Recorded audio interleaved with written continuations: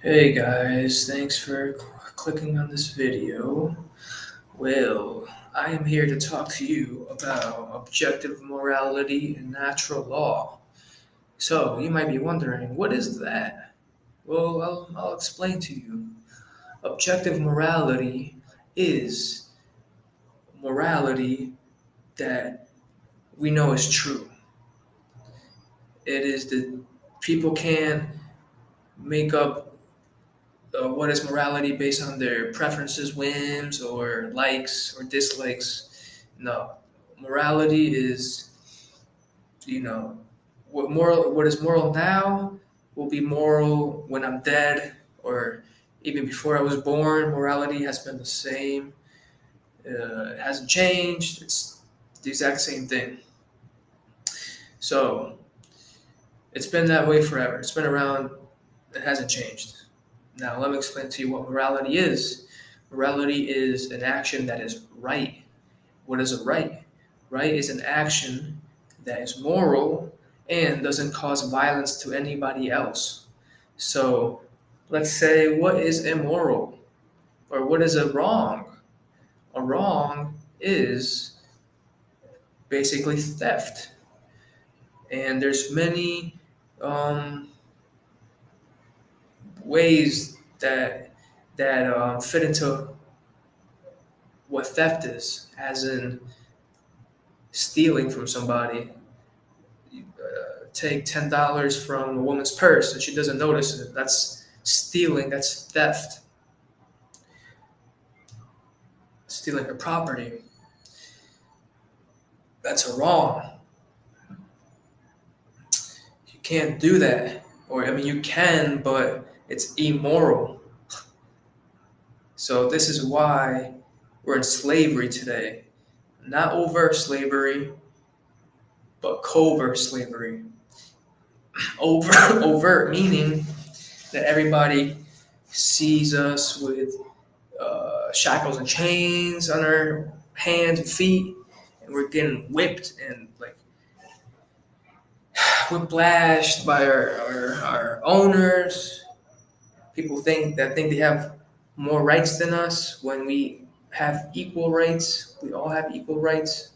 Doesn't matter if you wear a hat, you're a politician. Like you wear a hat like Abraham Lincoln, and you're the president of whatever country, the United States.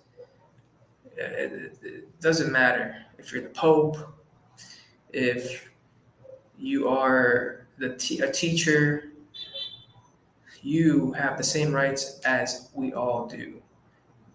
Not less, not high, not more. We have all the same rights, meaning a right is an action that doesn't cause violence to anyone else. We all have those rights. But an action that's a wrong, an action that does cause violence to someone else, then, or violate someone else's rights, then you are not right. And you're doing some sort of theft. You're participating in some sort, or you're doing theft. So we went over stealing. Now let's talk about coercion, like taxation. So I decide to call myself I am the government, or I am the king of Merida, Yucatan. That's where I live. And I say, look, you all have to pay me 10% of your salary. And I even tell you a reason, because I want to build a third floor for my house. And then you guys just give me your money. 10% of your salary. What I did was wrong, because I don't have any right. Oh, I'm sorry. And if I say, if you don't give me 10%,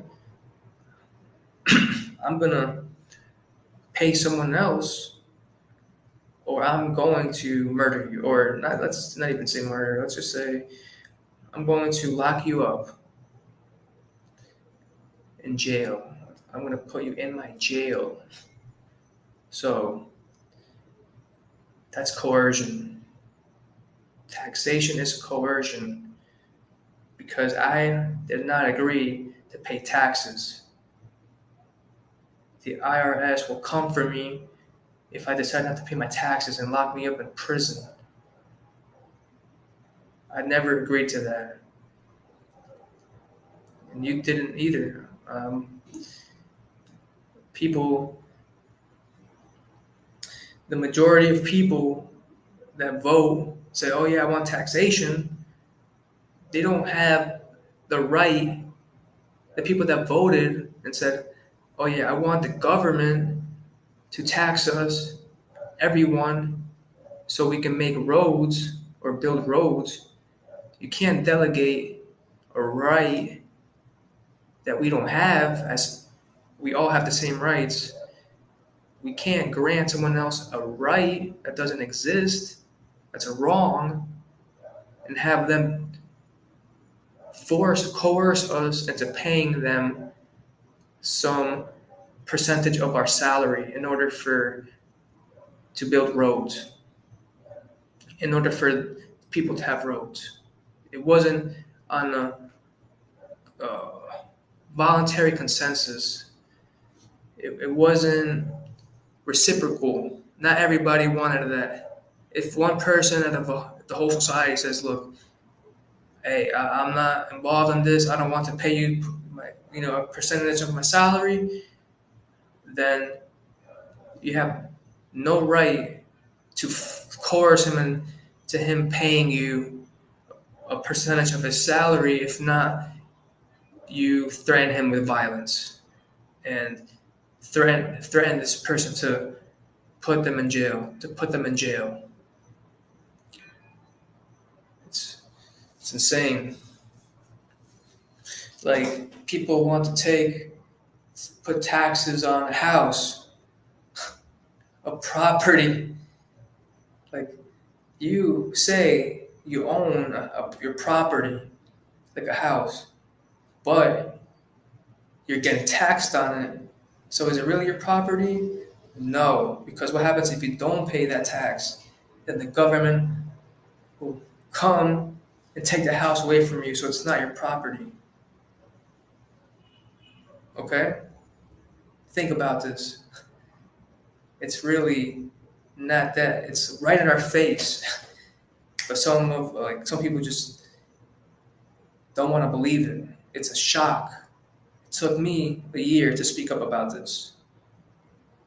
It's really, it's a lot of thinking and looking up videos, people, podcasters that talk about natural law and objective morality, people who disagree with objective morality and natural law. I listened to all sides of it. I've internalized this. I have came to my own conclusion that yes, natural law is in fact a universal spiritual law, also known as karma, that we can't see, but does in fact exist. And that's the only law besides the law of gravity and the electromagnetism that we can't control. So that are, like, it's in place no matter what we think or believe in it. It exists. We don't have to believe in these things for them to be true. They just are. It's an immutable fact. It's the matter of the truth. And that's what I'm here. I'm just here to bring you the truth. 2 plus 2 is 4, right? I'm not gonna lie to you, tell you 2 plus 2 is 5, because that's another form of theft, is willfully lying. If I know something, if I know something to be true, and I go ahead and tell you something totally like something of false, a lie, now that's a form of theft on your way to think, because now you can't think correctly with the information I gave you. So if the government is saying, "Oh yeah, COVID-19 is so deadly that we all need to stay inside because it can wipe out a lot of us. It can kill most of the human population." That's a whole lie. Look at us right now. People that were affected were already elders, but yet they were telling us, get this jab, get this vaccine, and you will be safe. You won't catch COVID-19, is what they said. As far as from what I've heard, people who look into this stuff said that the CDC said and the government said, and then they they go back on their own words, and then they say, "Oh no, we need a booster now," and then now they go back on their own words and say, "Oh yeah, it's not 100% safe. You can catch COVID, but it's only like you're 90% protected from it." And then they go back, and then now all of a sudden it's 60% safe. Yeah, I need to make a presentation on all of this, but I think this is just a video to tell you that objective morality is is morality is morality that can't that is just set, like meaning actions that are rights, and that will be the way forever. For us humans, if we steal from like cause theft to other people, which is murder, stealing, willfully lying, coercion, trespassing, rape. There's probably another one I'm forgetting right now. Oof, man. See what I'm saying? I'm still learning this stuff. You know what I mean? I'll probably put up the video right now. Just kidding. I'm just gonna upload this because I have to. This is my responsibility to tell you the truth. You know what I mean? We'll get us to know all this if I'm not gonna say anything about it. If I'm not gonna give you the information you need to empower yourself and not be a slave. I mean, we're gonna be slaves until most of the human population realizes that government is slavery because they basically do wrongs. They want us to pay taxes. They don't have a right to coerce us into paying taxes and and all this. Like that's just an example. Like I can go way deeper into this, and I probably will because this is important. So, what else does government do? Lie to us, like I just talked about the COVID-19 and the vaccines. I mean, I heard people who didn't get the jab doing perfectly fine. I don't know what they're talking about then. Like with this medical misinformation stuff, I've heard people that got the jab. I got the jab, I'm not gonna lie. I felt my arm was sore, but I also kind of just pushed past the pain, I guess. And I'm fine, but who knows what the hell they injected in me with their experiment, like their medical experiments. But Those are just two great examples of how the government, is slavery. You know what I mean? Like, someone tells us you can't smoke weed. Like in some states or some countries, you walk around with marijuana, they can lock you up. And when, if I walk around with marijuana in my pocket right now, and in Mexico, and I'm smoking it in public, and the cop comes and arrests me, he has no right to do that because he is essentially kidnapped. That's the other one I want to say, kidnapping. That's the other wrong. So he would kidnap me, put me in, and he would handcuff me, take me to a jail for having smoked marijuana. And we all know the jails in Mexico, or I've heard stories at least, that it's to beat you. Like they will hit you, mistreat you.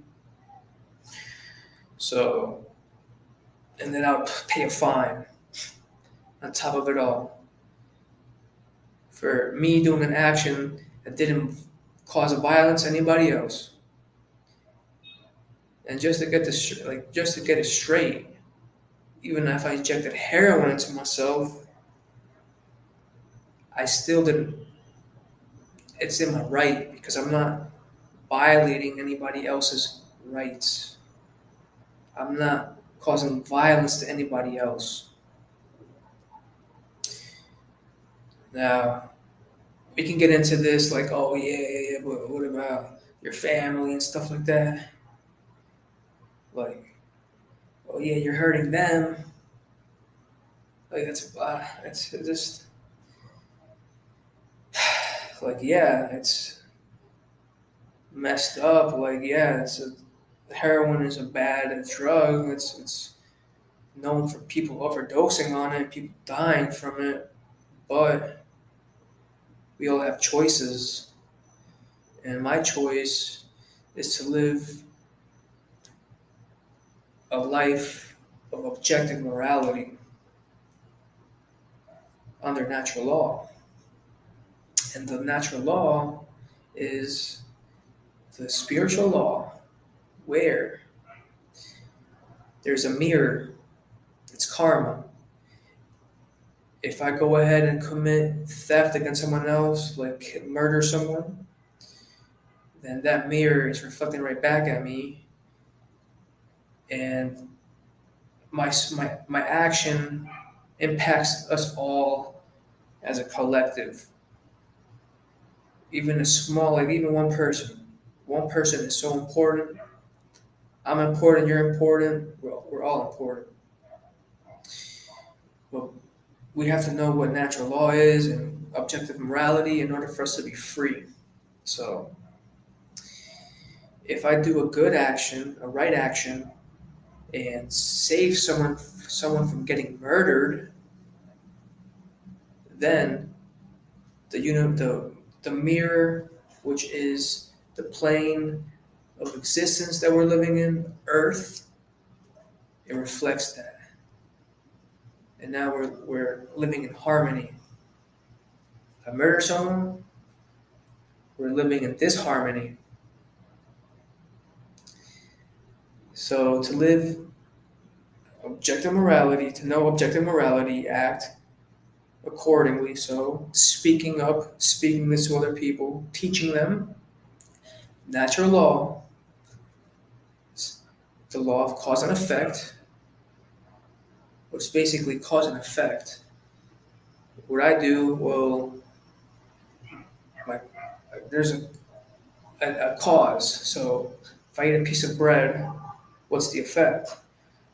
I'm going to get some calories out of it. If I murder someone, the effect is someone has died, someone from my own species, and I committed a wrong. So now things are not looking good, guys.